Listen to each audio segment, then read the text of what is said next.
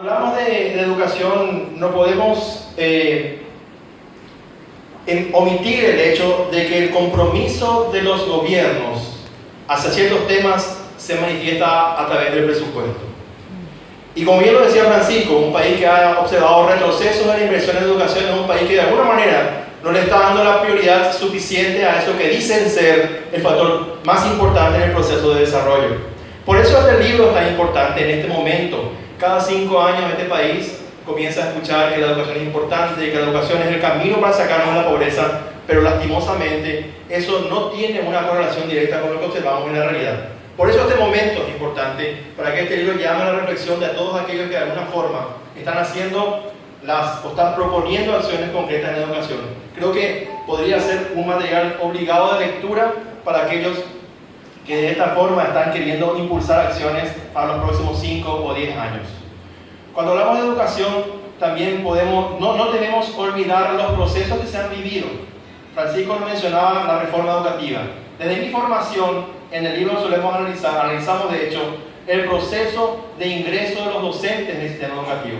Desde 1994 hasta principios del siglo 2002-2004, en el sistema educativo han ingresado cerca de 35.000 maestros.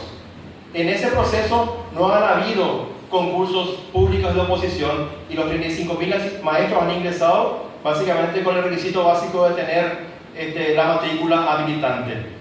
Esto plantea una oportunidad única para la educación paraguaya. ¿Por qué? Porque de la misma manera en que esos 35.000 maestros han ingresado en el sistema educativo en 10 o 12 años, de esa misma manera, por haber adquirido derechos jubilatorios, van a salir del sistema de alguna manera por haber cumplido los 25 o 28 años de vida activa en educación. La reposición de los maestros plantea el primer gran desafío para la educación paraguaya. Este año 2017 y los subsiguientes 12 o 13 años marcan ponen una ventana de tiempo sumamente importante donde tenemos que hacer y extremar todos los esfuerzos como nación para que los nuevos maestros que van a ocupar el lugar que estos están dejando lo hagan con las competencias y las capacidades que los niños y los jóvenes del siglo XXI requieren.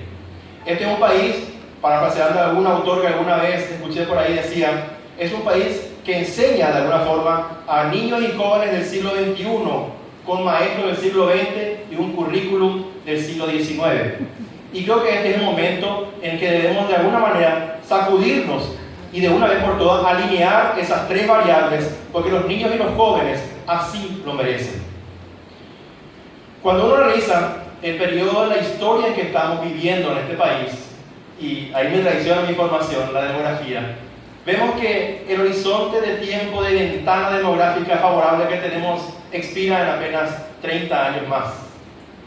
En esencia, la que está aquí presente, es la última generación de decisores, de gente que toma decisiones, que está obligado a hacer los cambios que se requieren en educación. La siguiente generación, la que nos va a suceder, los jóvenes que hoy y niños están en el sistema educativo y van a tomar la posta de este país en 20 o 25 años más, en cuyas manos va a estar el futuro de este país, ya no tendrá tiempo de reponerse, de generar capacidades para poder hacer frente al invierno demográfico que se les va a venir a ellos en poco tiempo más.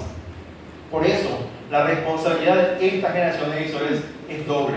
No podemos perder más tiempo. Paraguay es un país sobrediagnosticado en muchos temas y por sobre todo en la educación. Sabemos cómo estamos, hemos sabido eso, pero lastimosamente nos falta esa cuota de acción decidida que es lo que necesitan nuestros niños y nuestros jóvenes. Cuando hablamos, por ejemplo, yo lo llamo el dogmático 7% en la educación que todo el mundo dice, ¿verdad? Nos tomamos el atrevimiento en el libro de hacer un ensayo, una tentativa de cuál debería ser ese umbral, poniendo como límite o como meta los países más exitosos de la región. Después de hacer un análisis año a año en función a ciertas metas y objetivos, esto está en el libro, vemos que Paraguay necesita invertir no solo el 7%, es el 8.5% de su Producto Interno Bruto el que se requiere de alguna forma para llevar la inversión por alumno a estándares mínimamente aceptables y equiparables con países que han tenido éxito en la región.